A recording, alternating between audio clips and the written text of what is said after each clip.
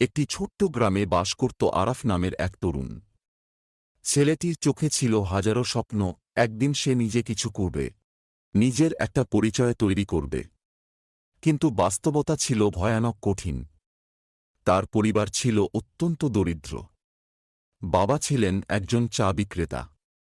রোদে পুড়ে, বৃষ্টিতে ভিজে, কুয়াশার রাতে ঠান্ডায় কাঁপতে কাঁপতে তিনি রাস্তার ধারে ছোট্ট একটা চায়ের দোকান চালাতেন, যা দিয়ে কোনো রকমে সংসার চলত। মায়ের হাতে দিনের পর দিন শুকনো ভাত থাকত, কারণ সংসারে খাবার কম ছিল। বাবা সবসময় চাইতেন ছেলেকে পড়াশোনা শেখাতে, কিন্তু অভাবের তাড়নায় তা সম্ভব হয়নি। আরাফের স্বপ্ন ছিল বিশাল, কিন্তু সমাজ, দারিদ্র্য আর বাস্তবতা যেন প্রতিদিন তাকে আঘাত করত। স্কুল শেষ করার পর আরাফ চাকরির চেষ্টা করল। একের পর এক দরজায় কড়া নাড়ল, কিন্তু কেউ তাকে সুযোগ দিল না।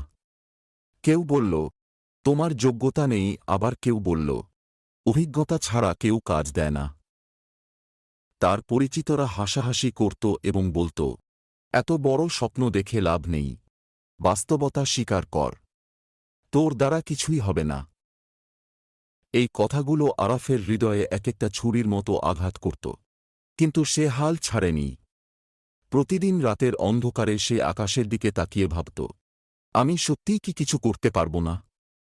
একদিন সে সিদ্ধান্ত নিল, চাকরির পেছনে না ছুটে নিজে কিছু করবে। সে বাবার কাছ থেকে কিছু টাকা ধার নিয়ে রাস্তার পাশে একটা ছোট্ট চায়ের দোকান দিল। কিন্তু চারপাশে এমন অনেক চায়ের দোকান ছিল, মানুষ কেন তার দোকানে আসবে?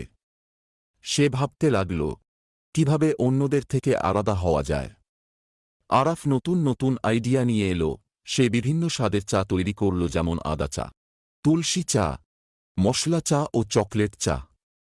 মাটির কাপ ব্যবহার করল, যা দেখতে সুন্দর আর পরিবেশ বান্ধব। দোকানটি সুন্দর করে সাজাল, দেয়ালে উজ্জ্বল রং ব্যবহার করল। গ্রাহকদের সঙ্গে বন্ধুত্বপূর্ণ ব্যবহার শুরু করল, যেন তারা এখানে এসে স্বস্তি পায়। একটা নতুন দোকান, এখানে চা খাওয়ার কি দরকার? এই ভেবে অনেকে পাশ কাটিয়ে যেত।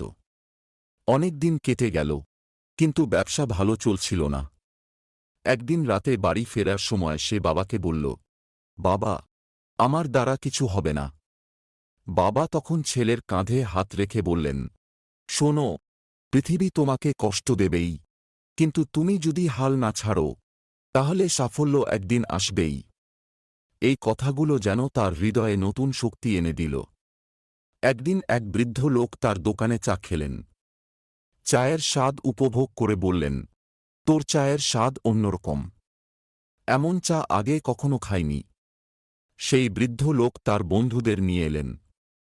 আস্তে আস্তে লোকজন বাড়তে লাগল। গ্রাহকরা বলতে লাগল, এই দোকানের চা একবার খেলে আর অন্য কোথাও যেতে ইচ্ছা করবে না। এই ছেলেটা খুব ভালো ব্যবহার করে, মনে হয় নিজের বাড়িতে বসে আছি। আরাফ নিজের কাজে আরও নতুনত্ব আনল। দোকানে ছোট্ট একটা বুকশেলফ বসাল, যেখানে মানুষ বসে পড়তে পারবে।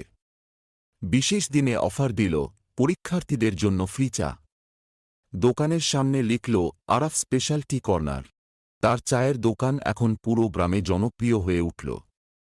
একদিন শহরের এক বড় ব্যবসায়ী তার দোকানে এলেন।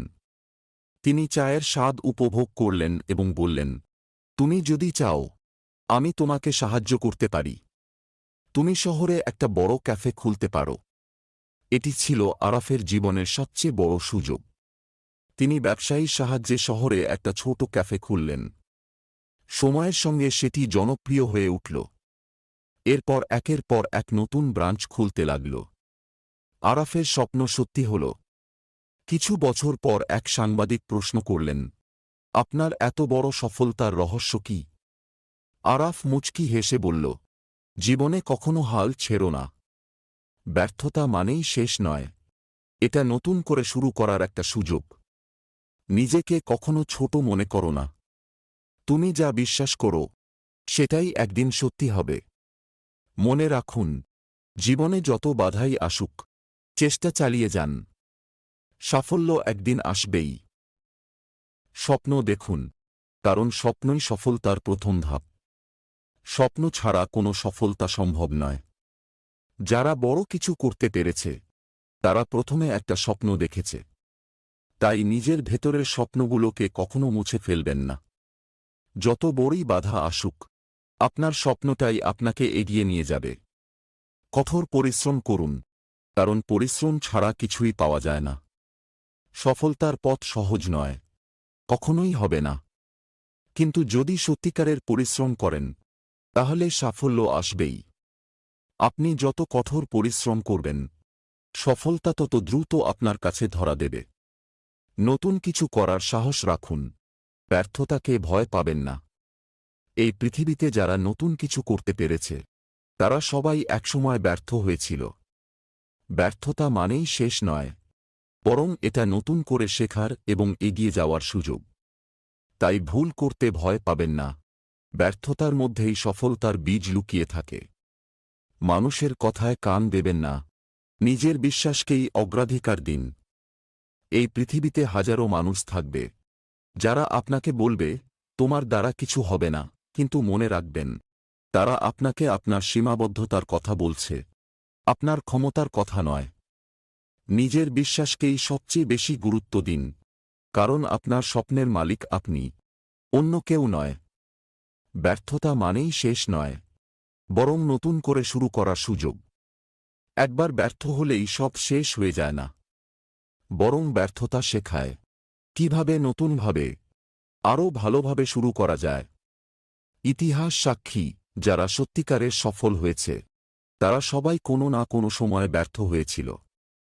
তাই ব্যর্থতাকে ভয় পাবেন না, বরং একে শক্তিতে পরিণত করুন।